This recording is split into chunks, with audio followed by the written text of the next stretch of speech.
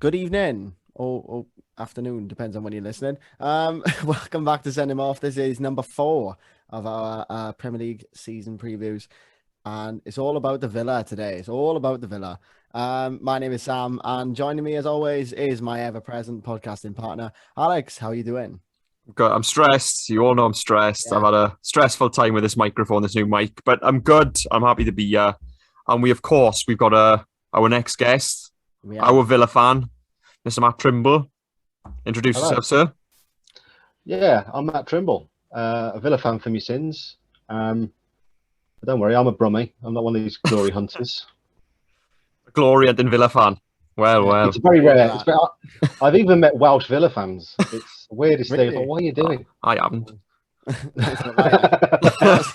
Other than Louise, who we spoke to a few weeks Yeah, ago. Yeah. yeah. So other than I think she's the only Villa fan I've ever Yeah, spoken me to be too. honest. But yeah. So we'll start with last season. How did you feel about it? It was all right. I mean, I think we were 11th in the end, Yeah. which wasn't too bad, seeing that we were nearly relegated the season before.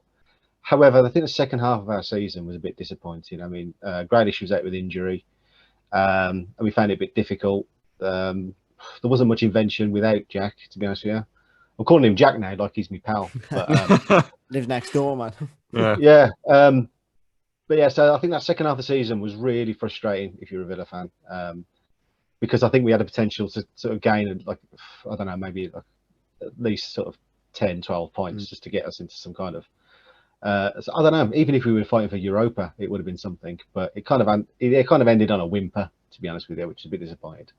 Interestingly, though, you say you think a large part of that was because Grealish was out and there was no creativity. So if he goes, which I'm not sure how likely that is, given the fact that there's news of a new contract and news of him staying. But hypothetically, if he was to go, would you worry? A little bit, yeah. I would worry, based on what I saw at the end of last season. But we've just bought that Emi Buenda from Norwich, who looks really tasty. He looks like a very creative player, very attacking. Likes to get the ball in there, and he sort of puts balls through the middle as well. He doesn't just go to the wing and cross it in. He seems to be a sort of jack of all trades. But I don't know. I think John McGinn, he seems to be a little centre midfielder who creates things in the middle, but he tends to link with Grealish quite a bit. And without that, I just thought we didn't really have a plan B. Without it, but I think Dean Smith is he's looking around, trying to buy some players. We've got Ashley Young coming back for some reason. Yeah. As Such a a left random back. transfer. Yeah. I love it. Yeah, It's the old nostalgia there. Yeah, bring David Platt back. Why not? You know what I mean? One question I just want to ask quickly before we carry on. I don't know, Sam, have you mentioned anything about Conor Horahan? No, I was literally about to mention it though. Go on then, I'll let you do it. I was gonna say you've obviously got Conor Horahan coming back. Is he coming back though? I think he is, but he's not coming He's back. not staying. Yeah, I'm telling you off for nothing. He's not coming staying. Yeah, back. I I'll would've drive driven him myself. Yeah, there we are. literally. Yeah. So how's he been at Swansea? I haven't seen him play at Swansea. First 4 games, he could have been Lionel Messi. The amount of hype that was going on around him. He scored like a free kick and outside of the box goal. After that, you might as well have had me in the midfield. It was horrific. He like disappeared. There was no work rate or anything. Yeah, it's pretty much Sam at the Villa, to be honest with you. There's no doubt that he's got the quality. He's got quality on the ball. It's just when he's on the ball, like how often he gets on the ball, his spatial awareness, moving around. I'm sorry, it just didn't work at all. And then to play him in the playoff final, everybody wants to win the playoff final. He didn't look like he wanted to be there. So, and that was a big game. That was Yeah. a very big game. huge game. But One there we are. thing that struck me about your season last year, having like the stats in front of me, is 25 points at home, 8 games lost. To me, that's a really poor record at home. Despite where you were the season before, I think you have obviously got to take it within context. But do you think the return of fans is really going to boost you? I don't know, because previous seasons we've had full stadiums and we've been awful. So it's hard to call really. But I think it's that 12th man, isn't it? So I think it will have an impact when the fans are back in there. It will spur them on a little bit. But to be honest, to say that's the reason for our poor home form is a bit of poor excuse. We beat sort of Liverpool 7-2 last season. The potential was there to get more points at those home fixtures, but it just didn't seem to work out for us. I don't know why. Yeah, we found that. Well, we talked about this at length, I think, with the lack of fans, and I think some teams suffered more than others. We've said this so many times. Yeah, we Anyone who's talked listening, about I can only apologise. But Sheffield. We said it Sheffield about, United, we said that really suffered, and Liverpool losing the 6 at home. I know they had their injuries and everything, but yeah, I've got a bit of a soft spot for Villa. I have. Okay. I just enjoy watching them. They're a good side, and like Villa Park is a stadium I've always wanted to go to. I haven't Yeah. had another chance yet, but I really do want to go there because it's quality ground, proper quality ground. Yeah, it's a great place. It's one of the few older stadiums that's around. So when you go in there, it's all red brick. It looks like it's all listed, and it's a very nice ground. And then you hear the fans chanting, and you think actually it's not that nice at all. But no, it's Oh, go on. Sorry. No, I'm just saying, when the Holt End is buzzing and they're behind you, that might be the impetus that we need. Who knows? Yeah. Just again looking at my stat sheet by you. Ollie Watkins, top scorer last year, 14 goals. More of the same this year. Yeah, well, it'd be nice if he built on it a little bit and stuff. I mean, that's his debut season, so you can't ask fairer than that, really. But if he could just get like 5 or 6 more, loads of chances he missed, obviously, and stuff like that. Maybe the increased delivery with some of the players that we're getting in and stuff may give him more opportunity to score more goals. But I like him. I think he's a good player, and he gets those sort of goals that in the past Villa are kind of thinking, sort of tap-ins and the shoe-ins and the corners and that kind of thing. Those are the ones that we kind of should have scored but never did. So we score these screamers 1 every 4 games or whatever. You think, oh, that's great, but we need to get a centre forward to just knock it in 6 yards from and challenge the keeper and run balls down. And Ollie Watkins seems to do that. So I reckon he's probably on for, if he stays fit and he gets the service, I think he'd probably be on like 20 goals, 25 goals next season. I was just about to mention actually, because I'm on a quick look now, and it says says you had 15 clean sheets last season. Do you reckon that's where you dropped your points, just the 0-0s? I think so, yeah. And I mean, in one way, it's quite a good report on the defense, really. Yeah, absolutely. I was looking at the there's no question on defense. Like I do quite like the setup that Aston Villa have got with the back 4, and especially bringing in Ashley Young as well. To put it in context, Man City had 19 clean sheets. That's only 4 Yeah, more. exactly. Okay. Yeah. But City, they had Aguero, they got their forwards. But do you think it's just been a little bit more clinical up front, where you could make the difference between being 11th and 7th, even pushing for top 6 even? So I know that's a bit too much. I mean, I ain't got the stats in front of me, but some of them 0-0s where we were fighting for that 0-0, where it was probably, in some games, it's 70-30 possession in their favour. So Mings and Konza did all that defending. But again, when you're working that hard at the back and getting the ball out, it must be so frustrating for that ball to come straight back and you have to defend it again. So I think if we get more strength and a bit more cohesion in midfield, because we've sort of mixed it up. We've got sort of McGinn. He's a good player, but he's a good player with his feet. He's not a big lad or anything like that. It's the same with Luis. But we've got Nakamba. He's a big lad as well. So I don't know if we could just get a bit more stability in that midfield and keep the ball going forward. Because there's a few games last season where the lads, the back 4 and stuff, were doing their best to defend it, hold the line, and get it forward. But it was just kept on coming back, and watching it was really sort of like frustrating and nail biting. So I don't know. Hopefully we could. No, go on. Sorry. No, so hopefully that we could create a game next season where we build from the back. So we get the ball off the opposition, move it forward, and create a chance. But there was a lot of games in the second half of last season where it was going up to midfield and then it was coming straight back. Yeah, I found though, watching as a neutral, that a lot of Villa's game, particularly the ones where they lost, so they couldn't score those 0-0s you're on about. A lot of it went through Grealish, and if you stop Grealish, you stop Villa. Last season, a lot of the time, not all the time, because Watkins was fantastic. But if you stop Villa, you stop. If you stop Grealish, you stop Villa more often than not. And I think having Buendia on that right hand side, because I imagine that's where he's going to play. Grealish on the left, Wendy on the right. I think having him there, that second creative outlet, and the defense is going to be a bit like, and the midfield Almost, like, it's which like side is going to go? a distraction, like, because they won't see, a lot of teams are going to focus on Jack Grealish because, the seasons he's had and even for the Euros, but they can see sort of Buendia now on the left-hand side. They'll have to cope with that as well. Do you see that sort of helping you out? Yeah, I mean, like, if we feed Ollie Watkins through the middle as well, because that's kind of his game really, where he gets the ball from behind him, he turns on the sixpence and he's got a chance on goal. Like, the crosses are all well and good, but Watkins, he's not the greatest in the air. He's pretty decent. He gets in front of the players and stuff. But it would just be nice to have a bit more options. Like in the second half of the season, so as soon as Jack Grealish was out of the picture, the game plan for the opposition was kind of done for them, really. So all they had to do was push onto the midfield, and then they'd get a chance. So I think if we could spread the options out going forward, like say we don't have to feed Grealish all the time. We can get Buendia in there, and just create some alternative avenues for goal scoring. That's all we need. Yeah, the other thing really struck me is obviously we talked about the 15 clean sheets and the defensive efforts.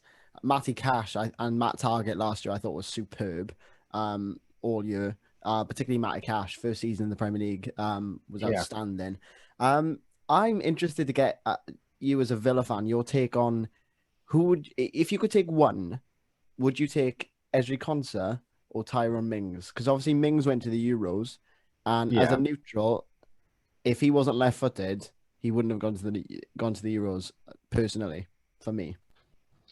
Yeah, I'd agree with that. I think, to be honest, I think this last season was the best I've ever seen Konsa. I think he's, he was strong, he was disciplined. I think he even got a couple of goals at some point. But Mings, again, he's sort of threatening. He's sort of a presence, isn't he? But I agree with you, though. I think if he was just a normal right-footed player, he probably wouldn't have gone to the Euros, to be honest with you. And he didn't. I mean, after the first couple of group games, he didn't really feature much, did he? No. Once Maguire came back, he was out, wasn't he? Yeah, exactly. And Maguire sort of smashed it after that, really. Yeah. But for Villa, he can be a bit rash sometimes. He can be the sort of provenance of the penalty sometimes. So I don't know whether the Euros and last season has probably sort of fixed his mind and maybe made him a bit more disciplined. But I mean, he's a good defender, and I would hate to lose him. So I think I would have to say Mings. I think. Oh, interesting. That's interesting. Speaking of the defence, I just want to ask a quick question. John Terry's obviously he's on his way out. He's finished. Yeah. How important was he in terms of building that defence and keeping it solid? In training behind the scenes. How what's the word I'm looking for? Help me out, Sam. Integral. Well done, Sam. Thank you very much. Good word, isn't it? How integral was John Terry as far as that was concerned, do you think? I think it would be remiss to say that wasn't what he concentrated on, because our defence up to that point was a bit haphazard. That's what John Terry is. He's a good old-fashioned centre-half, and he probably worked very hard with Dean Smith to shore that back four up. As much as I don't like John Terry as a human being, he's a good defender, isn't he? He's a good defender, and that's probably what he lent his expertise in. So I don't know. I mean, I don't know what John Terry's doing. I don't know if he's going to go coaching somewhere else, or he's going to try and be a manager. All I hope I just hope it's not Swansea City. I was going to say we're crossing our fingers he doesn't come down here. We don't want him. But I agree with you. It'd be interesting to see this season whether things will change because of that, or whether just the ideas now have just sort of bedded themselves in, because we've spoken again before on the podcast, Al, about how John Terry and Carvalho, how Terry made Carvalho a better player and vice versa. And that sort of stuck with them for the rest of their careers. So I wonder if that'll happen with particularly Mings and Konsa, whether just having him there for 2 or 3 years will just make them a better player now for the rest of their career. It'd be interesting to see. Well, we don't really have many options at the back, really. So I think we're going to have to play Mings and Konsa for most of the season, to be honest with you. We've got Courtney Hayes, I think, who we bought from Wolves. I think he's got 1 year left on his contract. He plays now and again. Big lad, but he's very much a Mings player, so it's a very like for like swap and stuff. But Dean Smith seems to be now looking at the sort of attacking options this season. You know, he's bought Buendia. He's looking at Leon Bailey, which I don't think is going to happen.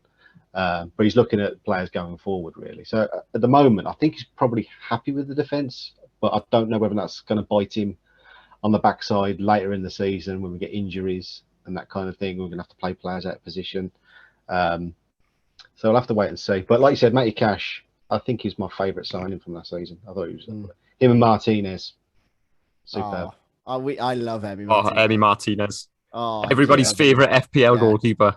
Oh yeah, he did bits for me in fantasy football last year. Honestly, I had half a Villa's team in at one point. I think you can have like 4 players from one team, can't you? And I had 4 Villa players in. I think I had Matty Cash, Matt Target, Grealish. Hats off to Martinez though, because he wanted to get into that Argentina team and he outdid himself this season for you. And he got into that Argentina, as he wanted to. And they won the Copa America, didn't they? Yeah, they won. Yeah. And he played brilliantly as far as Yeah, exactly. Yeah. I've heard good reports as well. But yeah, fair play to him. Just 2 more things before we sign off, because we said we won't keep you more than 20 minutes. We'll try our best. Okay. The first 5 fixtures, the first 3 actually, Watford, Newcastle, Brentford. Now for me, those are 3 winnable fixtures. Yeah. I'd like to get 9 points from that. If you can get 9 points from that, I think it's a really, really, really good platform for the rest of the season. Have you seen September though? September's tough. Is it? I know you've got Chelsea and Everton. Yeah. Yeah, Man United, and then I think it might be Spurs first game in October or something like that. So Spurs, it's all right. I was going to say Spurs, you should do that.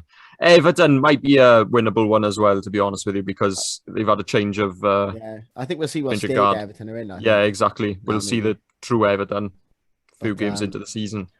Yeah, I mean, I'd like to see Villa go into those bigger games. You know, some of the games we won last year were bigger scalps and stuff. You know, so I like to just go in those bigger games without worrying about it too much. So it's like, well, we could get something from this, you know, because we look at the fixture list that comes out every year and you think, yeah, they've just come up, we may get something from there and stuff like that. But then you add it all together and it's probably like, I don't know, a potential of 18 points or something. And that's not the way to do it. So I'd like to go into games like your Chelseas, like your Man Cities, and not, you know, you never know, you might nick something. Yeah, who knows? Rather than the trepidation of it all. Personally, though, it's all a bit tense. I think having Mings and particularly Grealish at the Euros and playing so well and being, I mean, Grealish was the player for England. No, I don't mean that in that he was their best player, but everybody wanted Grealish. Everybody spoke about him. Everybody spoke about him. Yeah, you know, when his picture came up on the screen, you hear the whole of Wembley cheer, and I think that's gonna, should he stay, which it looks like he will. I think the players like that, their mentality is going to change from what was maybe Villa's mindset last season, particularly maybe the season before more so when they were scrapping down the bottom. And I think they're going to change their mentality and go, well, look at what West Ham did last year. If Grealish stayed fit last season towards the end, I think we'd be speaking about Villa in the same breath as we do West Ham going into this year. Yeah, I mean, I think it's great when a local lad plays or a really, you know, class player stays at their club and stuff. You know, like Shearer, who's at Newcastle, and Matt Letizia, who's at Southampton. It really does change the energy in the ground, sort of thing, you know. And you're thinking, right, if we've got him, we've got a chance, because you know he's going to fight 100%.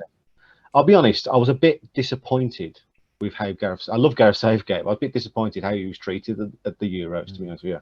I can't work out why he didn't play. I really can't work out why Jack Grealish didn't play. Honestly, I can't. No, he sort of subbed him off for extra time, and everyone was just going, "Yeah, no, he made the right decision." I was like, "Did he? Did he make the right decision?" Because you got Sterling, right? He's been playing for 110 minutes and he's breathing out of his backside. You're just thinking, well, what harm can it do to put Grealish, put an extra pep in there? But no. So I don't know. But then we've got the World Cup next year, so who knows? Who knows? We'll see, we'll see. I'm just hoping we qualify. Yeah, Wales. I'm just hoping we get there. You never know with us. Just a quick word before we go. Who is your one to watch this season at Villa? Well, I don't know. I think Buendia. I think I'm looking forward to seeing him play. We've got a new lad coming through, Jacob Ramsey. I think he's sort of like a centre midfielder, bit of a forward. He sort of plays a couple of roles. He's only 19, but He's quick. He's got a great touch. And if he gets a few games, we've got some really good academy players. You got Louis And Barry, haven't you? He's yeah. Barry. He's meant to be special. That kid is. Yeah, no, I've heard good things about him. He scored against Liverpool last season, which ain't no mean feat. I mean, we had sort of our under 25 sort of held Liverpool 0-0 for 60 minutes, which we lost 3-1. But if you look at it like that, they were pretty good. Cut it off after 60 minutes. You're all right. Yeah, exactly. Like that's enough, lads. Right, let's just and you come. Next goal wins. but we've got some good players coming through, and I'd like to see Dean Smith give him trouble is like all our youth players have got the craziest names in the world. Like you got like Chuku Muenka, like he's a centre midfield, big lad. We got like another one called Philogene Bidace. It's a one lad dream, that team, isn't it? Yeah. And we got one lad called Mungo Bridge. He's a commentator's dream. I love it. I can't wait for him to be. Amazing. What was it? Mongo Bridge against Lee. Bridge. Mongo Bridge and Robin Koch. There we are. Absolutely fantastic. Can't wait for that game. Yeah. So I'd like to see some of the young lads come through. Definitely. So you're going Buendia though, mainly. Yeah, I think it's going. I think it's going to be one of them situations where Villa get a good player in, and then end of the season, the top four, and everyone else starts looking at him and buying him, and then we'll just lose him. He was superb. He was superb in the Championship last year. Obviously, as Swansea fans, we watched a fair bit of the Championship, and he was head and shoulders the best player in the league. And I was surprised he came to Villa, to be honest with you, because I know Arsenal, Everton, West Ham, and I think they're a bigger club than Arsenal. I was about to say I think Aston Villa was the smartest move, because a club like Arsenal, you don't go to a club, they're sinking ship, innit?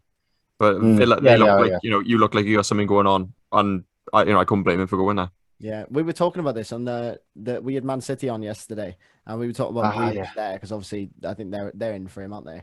If anybody. And I said I think Grealish. I used the words he'd be mad, and everybody went, would he? Because obviously it's Man City, he'd probably win the title. But I think what I said yesterday, I think a large part of him is going to think, well, I've gone down with them, I've brought them back up. We scrapped for relegation. Now we're on the up, and I kind of want to see what it's like. I kind of want to see. Yeah, I think he wants to see it through. I think, but it's happened to us before. I mean, we've lost players to Man City before.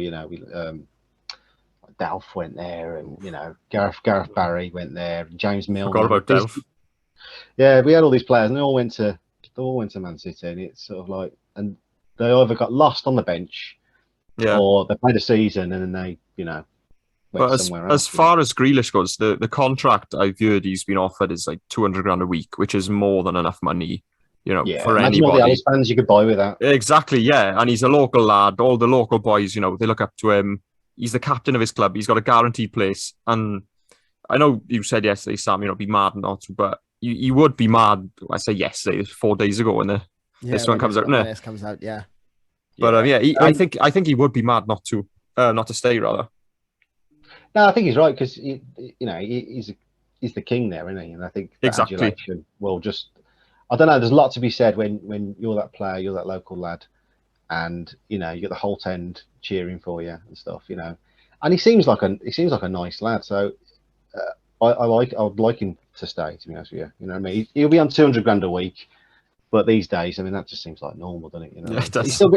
He still goes to B&M. I saw him come out. Like, did you? Yeah. Biggest maybe he needs you've ever seen. Anyway, just quickly before we finish, finished 11th last year. Any predictions this year, if you're willing, if you're brave enough? I don't know. I mean, the top 5 teams, I mean, I don't know. It'd be hard to penetrate them, wouldn't it, really? So, let's say I'd be happy 6th, 7th. Wow. That's ambitious. I was expecting sort of 10 to 8, but me too. 6, 7. I like it. Yeah. I mean, that's an optimistic view. That's fine. That's fine. I'd love that. But to be honest, I don't know.